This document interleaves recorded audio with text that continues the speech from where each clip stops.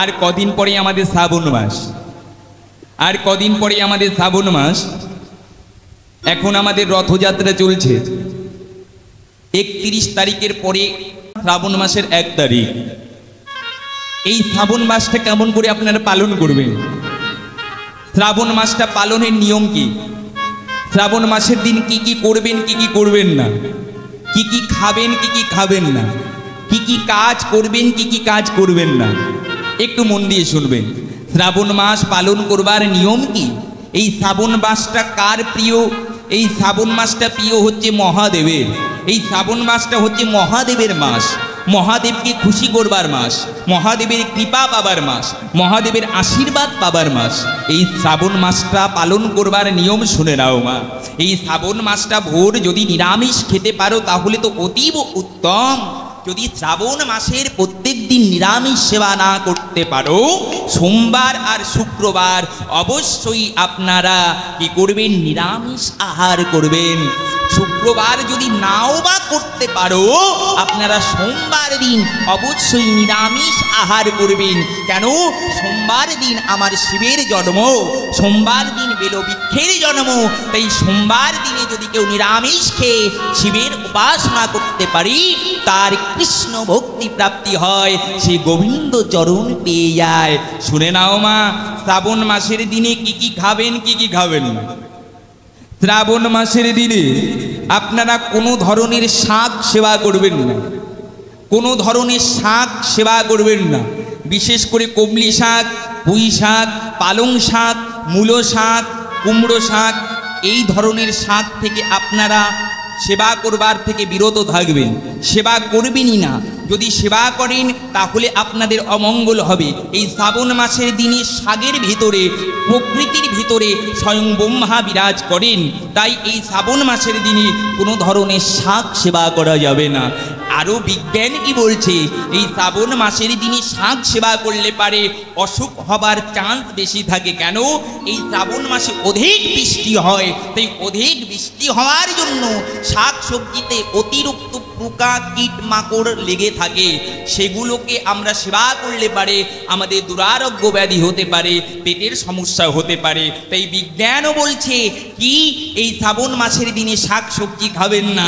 আর শাস্ত্রও বলছে শ্রাবণ মাসের দিনে আপনারা শাক সবজি খাবেন না। কেন? শাকের ভিতরে সৃষ্টিকর্তা ব্রহ্মা বিরাজ করে। শুধু তাই নয় মা, শ্রাবণ মাসের দিনে আপনারা পটল খাবেন না, আপনারা বেগুন খাবেন না। তাহলে আপনাদের মঙ্গল হবে, আপনাদের শরীরটা সুস্থ থাকবে, আপনাদের মনটা স্থির থাকবে, কৃষ্ণ ভক্তি প্রাপ্তি হবে। শুনে নাও মা, এই শ্রাবণ মাসের দিনে ভুল করেও আপনারা দই সেবা করবেন না, ভুল করেও দই সেবা করবেন না, দুগ্ধ সেবা করবেন না। দইয়ের ভিতরে শ্রাবণ মাসের দিনে মহাদেব অধিষ্ঠান করে। তাই মহাদেবের অধিষ্ঠান করবার জন্য এই শ্রাবণ মাসের দিনে যদি তোমরা দই দুগ্ধ সেবা করো তাহলে তোমাদের অকল্যাণ হবে, তোমাদের অমঙ্গল হবে, তোমাদের ঠান্ডা জ্বর সর্দি কাশি অনেক কিছু হতে পারে। বিজ্ঞানও বলছে এই শ্রাবণ মাসের দিনে দুধ এবং দই খেতে নেই। কেন জানো মা? শ্রাবণ মাসের দিনে যে সমস্ত গোমাতা, গাভী মাতা তারা সবুজ সবুজ ঘাস সেবা করে, সেই ঘাসের ভিতরে অনেক কীট পতঙ্গ তারা সেবা করে নেয়। তাই দুধের ভিতরে অনেক ব্যাকটেরিয়া থাকতে পারে, সেগুলো সেবা করলে পারে আপনাদের সন্তানের, ছোট ছোট বাচ্চাদের অসুখ বিসুখ হতে পারে। তাই আপনারা দুগ্ধ সেবা করবেন না, দই সেবা করবেন না। শ্রাবণ মাসের দিনে আপনারা খাটে শয়ন করবেন না। যারা শিবের পুজো করবেন, যারা ধন প্রাপ্তি করতে যাও, সুখ প্রাপ্তি করতে চাও, শিবের কৃপা প্রাপ্তি করতে চাও, সন্তানের মঙ্গল করতে চাও, সংসারের মঙ্গল করতে চাও, এই 1 মাস খাটের বিছানায় আপনারা শয়ন করবেন না। আপনারা মাটিতে কিংবা মেঝে একটা চট নেছে, চাটাই নেছে, তাতে শয়ন করবেন বালিশ ছাড়া। দেখবেন আপনার অর্ধেক রোগ থাকবে না, শিবের কৃপা হবে। শুনে নাও মা, এই শ্রাবণ মাসের দিনে কাঁসার থালায় সেবা করতে নেই, তাহলে দুরারোগ্য ব্যাধি হয়। এই শ্রাবণ মাসের দিনে মাগো তোমাদের কাছে বলি শোনো, কাউকে গালাগালি দেবে না, কারোর সঙ্গে ঝগড়া করবে না, চুল দাড়ি নখ কাটবে না, গায়ে শ্যাম্পু নেবে না, সাবান নেবে না, শ্রাবণ মাসের দিনে অঙ্গে তেল লাগাবে না, সরিষার তেল তো একদমই লাগাবে না। শ্রাবণ মাসের দিনে যদি কেউ গায়ে সরিষার তেল লাগায় তাহলে তার শনি দোষ হয়, সে শনির প্রকোপে পড়ে তার জীবনটা ধ্বংস হয়ে যায় গো মা। তাই আপনারা শ্রাবণ মাসের দিনে অঙ্গে তৈল লাগাবেন না, একটু তেল যদি গরিব দুঃখী শনি মন্দিরে দান করতে পারো তোমাদের বিশেষ ফল লাভ হবে, ভগবানের কৃপা হবে, মহাদেবের কৃপা হবে, শনির দোষ মুক্তি হবে, আপনাদের সংসারের কল্যাণ হবে। শোনো মা, এই শ্রাবণ মাসের দিনে যদি বাড়িতে ভিখারি আসে, ভিখারিকে কখনো অভুক্ত পাঠাবে না, একটু জল সেবা করাবে, নইলে একটু মিষ্টি সেবা করাবে, নইলে বাতাসা সেবা করাবে, যদি ক্ষমতা তাকে অন্ন সেবা করাবে। এই শ্রাবণ মাসের দিনে যদি দান ধ্যান করতে পারো বিশেষ লাভ হয়ে যাবে। শোনো মা, আমার মহাদেবের বাহন নন্দী মহারাজ এই শ্রাবণ মাসের দিনে যদি নন্দী অর্থাৎ ষাঁড়, যদি ষাঁড় না পাও গো মাতা, ওই গোমাতাকে সোমবার সোমবার করে যদি কিছু সেবা দিতে পারো, যদি গম সেবা দিতে পারো, জোয়াব সেবা দিতে পারো, না হলে গমের আটার রুটি সেবা দিতে পারো, তোমার মঙ্গল হয়ে যাবে। গো মাতাকে যখন রুটিটা সেবা দেবে নিজের মনের বাসনা বলবে, নিজের মনের ইচ্ছা বলবে, হে গো মাতা, হে নন্দী মহারাজ, তুমি কৃপা করে দয়া করো, আমার মনোবাসনা পূর্ণ করো। প্রত্যেকটা সোমবার এই শ্রাবণ মাসে যদি গোমাতাকে কিছু সেবা করতে পারো তোমার তো শিবের কৃপা হবেই। শিবের নাম আশুতোষ, যিনি অল্পতে হয় সন্তোষ। শিবের নাম ভোলানাথ, শিবের দিল বড় ভোলা, তাই শিবের নাম হলো ভোলা। ওই ভোলানাথের প্রিয় হচ্ছে গোমাতা নন্দী কিংবা নন্দী মহারাজ।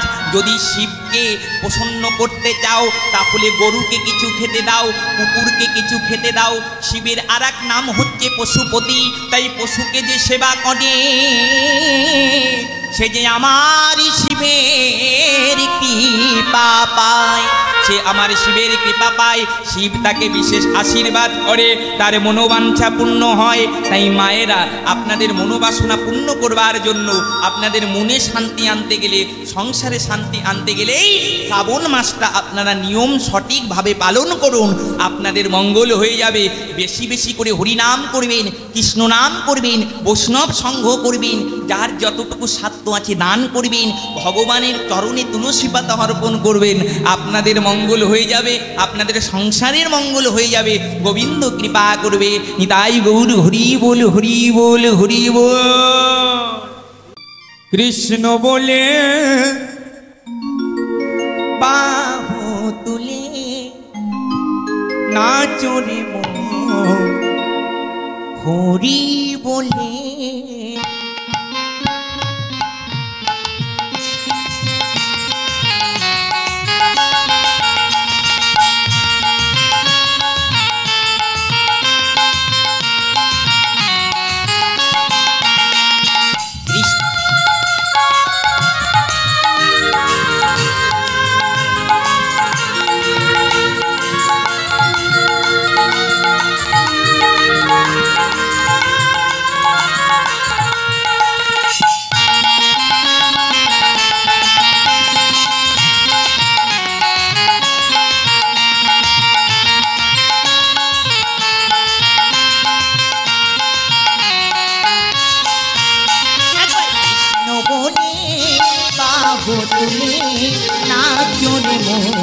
হরি বলে, কৃষ্ণ বলে বাহু তুলে নাচো রে মন, হরি বলে।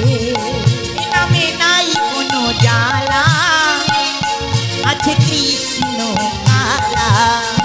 ওই নামে নাই কোনো জ্বালা, রে মন কৃষ্ণ লালা। এ নামে নাই কোনো জ্বালা, আছে দেখো কৃষ্ণ কালা। ওই নামে নাই কোনো জ্বালা, আছে দেখো কৃষ্ণ কালা। বদন ভরে এই নামে গা, বদন ভরে এই নামে গা, বদন ভরে এই নামে গা, বদন ভরে বলো না কৃষ্ণ কৃষ্ণ না। একবার কৃষ্ণ বলে ভুতুরে নাচরে মন হরি বলে